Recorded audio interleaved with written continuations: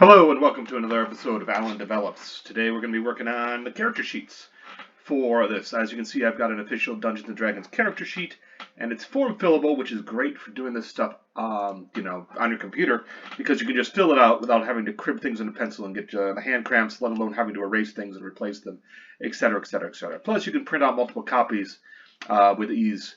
It's good all around. I'd suggest it. All right, so we're doing the Paladin this time. I'm starting with the Paladin because it's pretty easy. More so because the Paladin is, in this, a fighter. As you remember, it's going to Carceri, and the Paladin has been sort of hurled there without, from his order was corrupted, and he was cast down in Carceri in the hopes that he would perish there and his soul would not go to the afterlife, so that the crimes of the corrupted order would be hidden for a while longer. So he's determined to escape Carceri. But one of the things that's bad about Carceri is that he's essentially cut off from his deity, and he's operating as a fighter, which is fine because Paladin fighter 20. All right. Let's see if that'll fit in there. Yes, it will. Awesome. Did I have a background for him? I think it's Urchin or Street Waif or something like that, where he came out from there. We have no race. We have no alignment. Lawful good. It's the mandatory thing. Paladins. Inspirations, don't worry about it. Proficiency bonus. I can't remember what that is. I'd have to look it up. I'm not going to be looking things up here. The idea is to get the character down on the page as much as possible without having to flip back and forth between books, because that's boring for you people. Let's work instead on the important part, the statistics. These are the first things that a player generally looks at is a thumbnail of what am I good at? What am I good at, in fact? And for each character, they're going to have at least one that's 20 or 21, because sometimes I'm amusing like that, in a given stat, and that will be the highest of anyone in the party. For the Paladin, that's going to be strength. Now you might be saying, well, what about wisdom or charisma? Yes, they're going to have a high charisma, but not as high as the bard. Wisdom, we're going to take a 16 for wisdom. For dexterity, we're going to go with 14, because that's usually a cutoff. We're going to also go with 18 for constitution. And intelligence can take a powder. You don't have to be smart to be a paladin. It helps. I mean, they're more wise than anything else, so it's not like people pull one over on them. They just did, knowing stuff and intricate details and things like that are meh. All right. So they're going to have a number of saves, which are whatever I really feel like. Depending, because you also remember that by this point in their career, they're going to have something like 4 feats, and these will expand out, which I need them to have a strength feat. Con is probably good, and I'm also going to throw charisma in there, so that'll be 3. I don't remember how many, different skills they get, and if you remember, skills are where they're going to apply their bonus to, and I think it's +6. Anyway, it's a big bonus. It's a big bonus. And for the Paladin, we're not going to do acrobatics is straight out. Animal handling will be useless in this situation, although amusing. Arcana is someone else's bailiwick. Athletics, though, I can do athletics. Deception, again, someone else's bailiwick. History, someone else's bailiwick. We might do insight.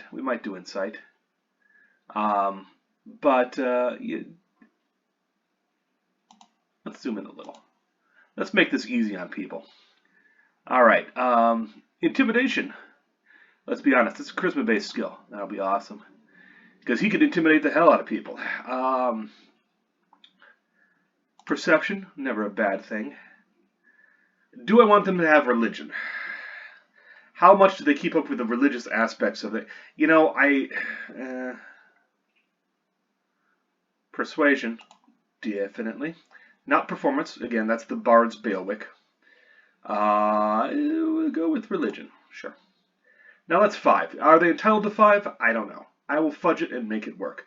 The important part of creating characters like this is you don't have to necessarily do it by the book, things are going to be they're going to be what they're going to be. All right. I'm pretty sure speed's 30. Doesn't matter. Personality trait. These are good thumbnails for who they are. Who they are.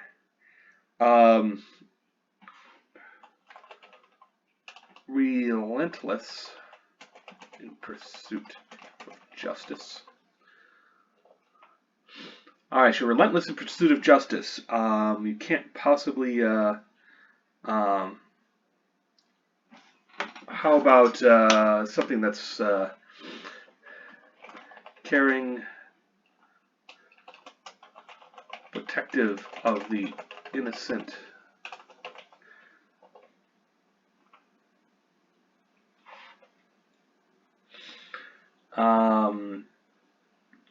Okay, how about likes designs and outlines, and that's a nice little bit there, which players will often. See, let's give him a -1 though, or something that's relentless in pursuit of justice is a paladin thing. Protective of the innocent, also a paladin thing. Likes designs and outlines is a personal thing, and let's give him a kind of a -1. Plot revenge in detail.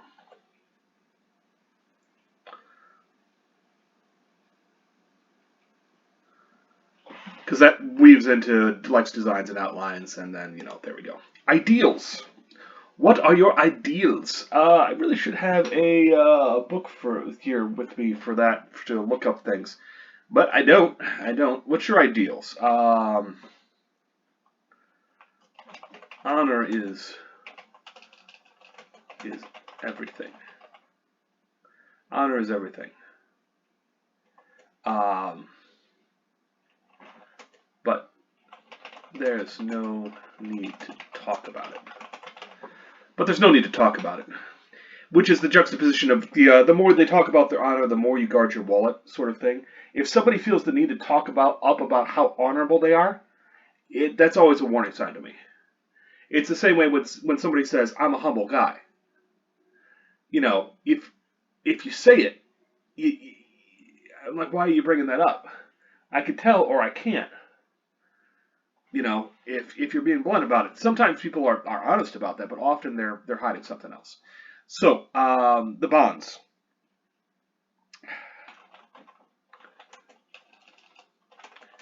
Is nothing that I won't do for someone who is righteous and in need. This weaves in with the rogue, because the rogue had lost their holdings and tried to get it back and then failed again. So the paladin's going to have some sympathy with that. Other people who are righteous would be the cleric, because they have a religious goal, and he's going to be like, well, I should probably support that. The others are kind of funky, and that's fine. Flaws.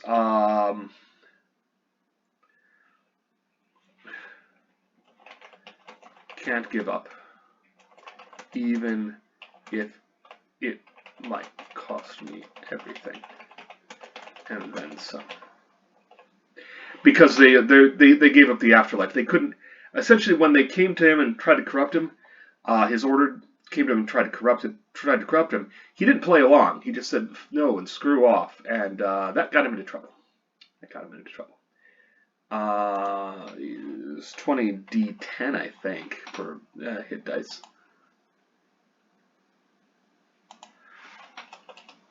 And it's D10. If it isn't D10, I'll fix that. All right. What else do we need here? Proficiencies in languages. You can have some fun here.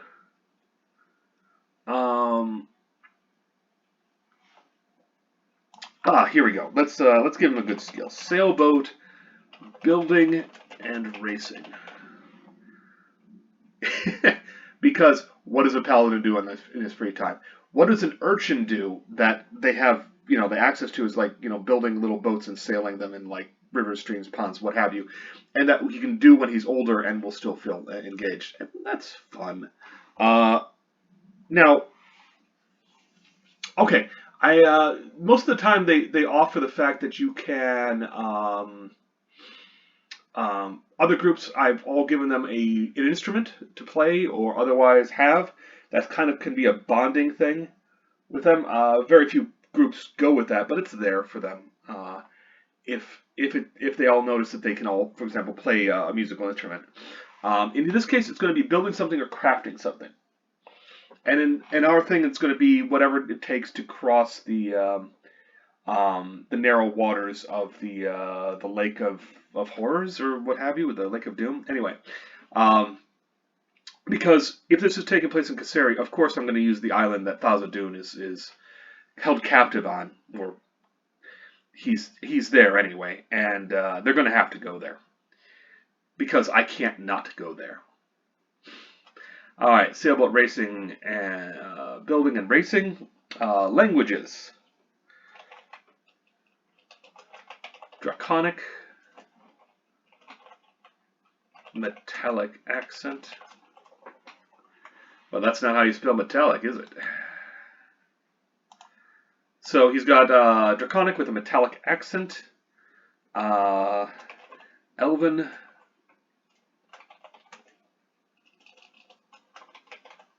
Eldarin accents. No. All right, so there's high elves, there's wood elves. I would think that yeah, when he learned Elvish, it was learned from the Eldarin. Again, I'm probably not spelling it right. Whatever, we're moving on. Okay, one more.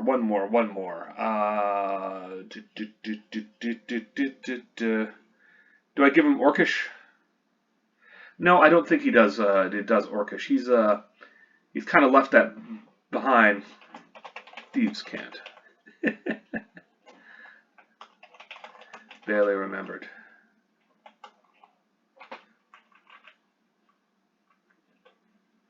And I can't apparently spell remembered. Again, that's the creative side of things. Okay. Other prophecy. That's 4. That's good enough. Let's give them the Holy Avenger. That's not how you spell holy. Well, I mean, it can be, but not in the way we're looking. Mismatched armor. Oh, I like the mist-matched armor. It's like a Mistborn cloak, only it's armor. Holy Avenger, mismatched armor.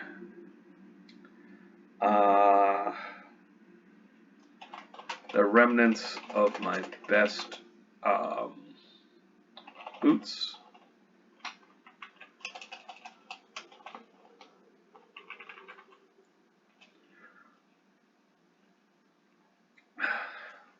Because that's what he was wearing when he was when he was cast down. The token of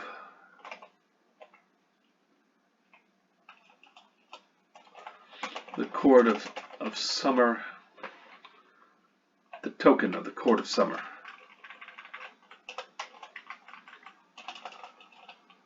Of the Summer Court. We'll just call it the Summer Court.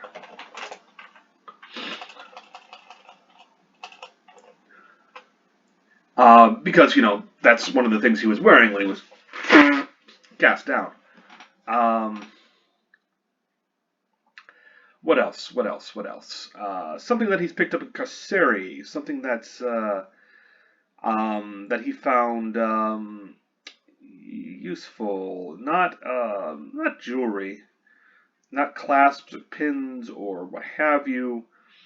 I probably have some personal information on his character sheet that I could call up and use, but I don't want to flick back and forth between things. So those are the 4 things that we're going to be there for, and I'm not going to bother with a 1 copper coin. Literally his last copper. All right, features and traits. Paladin stuff.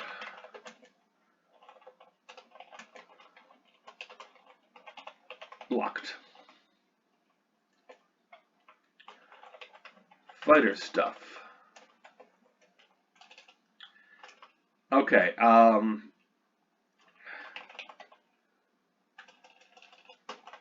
as for health, like lay on hands, but you take 1 HP per every 2 HP given. And that's going to be, I can't remember how many points that is. That's however many points. You know, this is really, again, I would have to look this up and go from here. We'll have a Holy Avenger.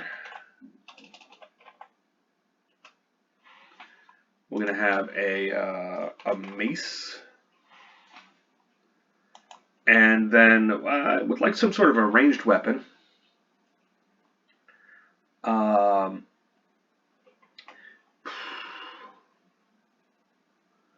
Do we do daggers?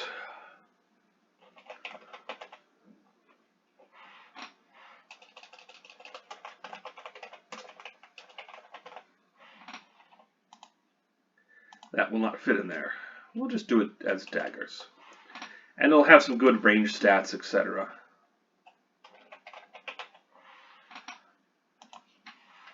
(15/45).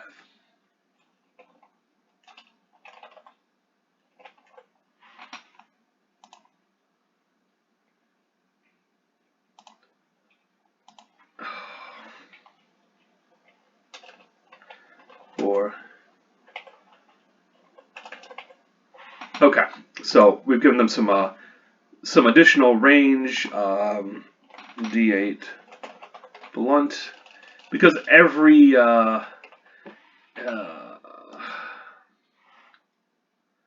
and that's a D10/pierce. Will that fit in there? No.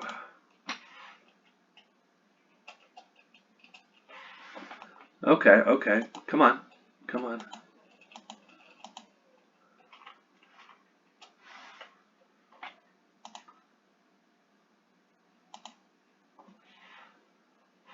We'll assume that the daggers are piercing. Yeah, that sounds good. Okay, so let's. Oh, is this? No, this is just a single copy. Most of the character sheets have additional stuff and information on there, which you get into their backgrounds and additional equipment. And I really wanted to explore the stuff he left behind, specifically the armor that he doesn't have with him, the additional weapons, his warhorse, all that sort of good stuff. But apparently I'm an idiot and I can't do that.